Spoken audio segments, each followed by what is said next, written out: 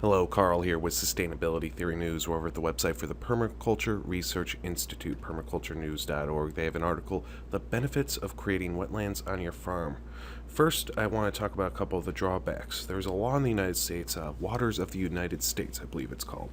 And if you create wetlands that connect to a river or a stream that eventually connects to navigable waters, basically the ocean like most rivers or streams end up in, then you really can't do it. You can't connect it. You can't widen it. You can't modify it. You can't farm out of it. Now, yes, there's been a lot of talk about that law being repealed and brought back to the states, and I think that overall is a good thing. There's been farmers around the country that build a little stock pond for their cattle, and then they're fined up to $30,000 a day, which I think is a cruel and unusual punishment, but it's not criminal, it's a civil case. So it's a whole hot mess if you want to try and create wetlands in the United States. Little stock ponds and everything else, a lot of times local municipalities have restrictions on them. Second drawback in this article talks about you recycling gray water. And if you aren't using any toxic compounds, that's great, but you certainly don't want that to leach into waterways that can go to your neighbors. And they also talk about trying to have wetlands and retain as much water in the soil close to your home as possible. Well, you want to make sure it doesn't affect the foundation either. So let's get to the benefits of it. Well, the biggest one, in permaculture, you have to have water strategically placed throughout the farm.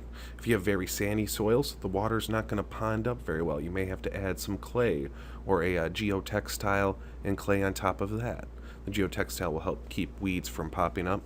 But they also talk about how wild birds will just bring wild plant seeds into your garden and into your farm. And that's great, increasing biodiversity. You'll get a lot more frogs and turtles and all sorts of animal life. And that adds fertility to your farm. But of course, perhaps the greatest benefit is the passive watering that a farm or that a pond has. If you have a bunch of fruit trees, you plant them below the pond, well, the water's going to slowly leach down to those fruit tree roots. But it's sometimes tough to put a pond at the top of an elevation.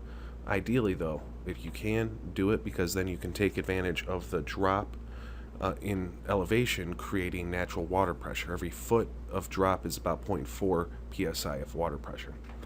So there are a lot of benefits to having a pond in your permaculture garden or farm. And there's more that I just didn't even mention here, so I'm going to link to this page in the description. And if you'd like to see more news headlines like this, subscribe to my channel. Have a great day.